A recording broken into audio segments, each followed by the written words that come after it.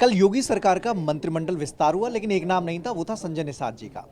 संजय निषाद जी हमारे साथ हैं। सर, चर्चा तो बहुत थी, आपका समाज मांग कर रहा था डिप्टी सीएम की, लेकिन यहाँ पे तो लिस्ट में नाम नहीं था। देखिए, हम लोग पद प्रतिष्ठा के लिए नहीं, निषाद पार्टी इनके हकूक़ की लड़ाई के लिए बनी है। और वो लड़ाई है कि जिन्होंने देश को आज़ाद कराने में लड़ाई लड़ी, संविधान बनवाया, संविधान में इनका हिस्सा मझवार, गौंड, तुरैया, खरवार, बेलवार, करोट, कोली 7 नामों से है। इनकी पुकारू नामों को पिछड़ी में डाल के इन्हें बर्बाद किया गया।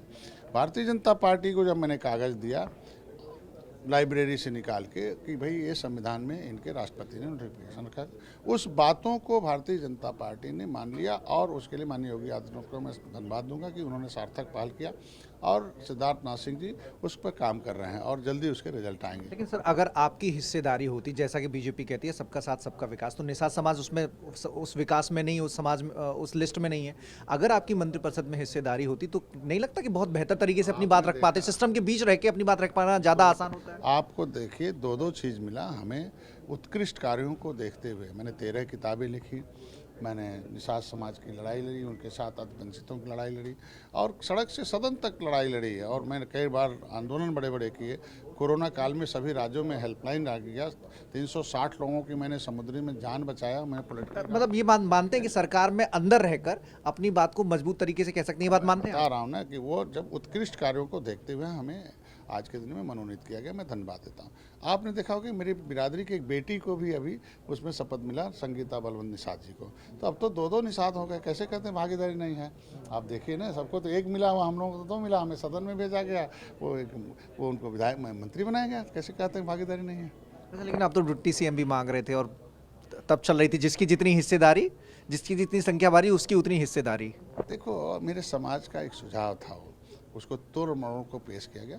अगर भारतीय जनता पार्टी एक चाय के बेटे वाले को प्रधानमंत्री बना सकती है तो बहुत दर्जनों मुख्यमंत्री बना रखे हैं। समय आए नहीं दीजिए, अभी तो एक अवसर है ना। इतना बड़ा आज के 70 साल बनाम 7 साल में लड़ाई लड़कर अगर सड़क की आवाज़ को सदन में पहुँचाने का अवसर भारतीय जनता पार्टी ने दिया तो उन्हें हम धन्यवाद देते हैं ना। सर, वो जो सीटों के बंटवारे वाला है वो समय कब आएगा? देखा होगा कि भारतीय जनता पार्टी बहुत ही हमारे मुद्दे को हल करने के लिए उत्तर प्रदेश और केंद्र सरकार इकट्ठे होकर घंटों बहस किया।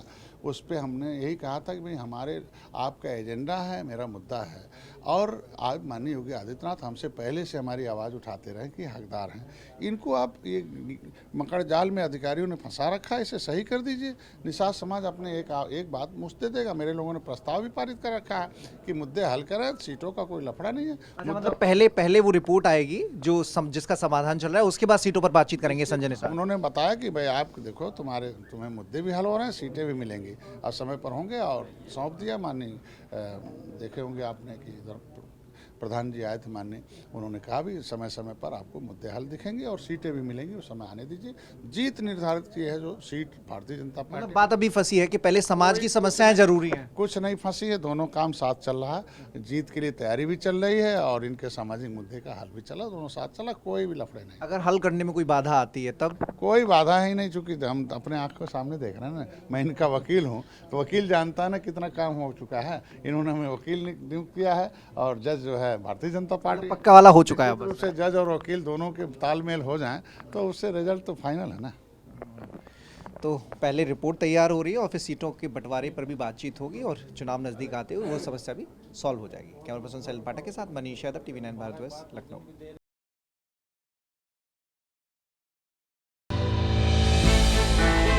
हमने की गलती फिर एक बार, कोरोना ने किया दोबारा प्रहार। मास्क, 2 गज दूरी, करें अपनी सुरक्षा पूरी। कोरोना टीका हम सबको लगाना है, मिलकर साथ समझदारी से कोरोना को हराना है।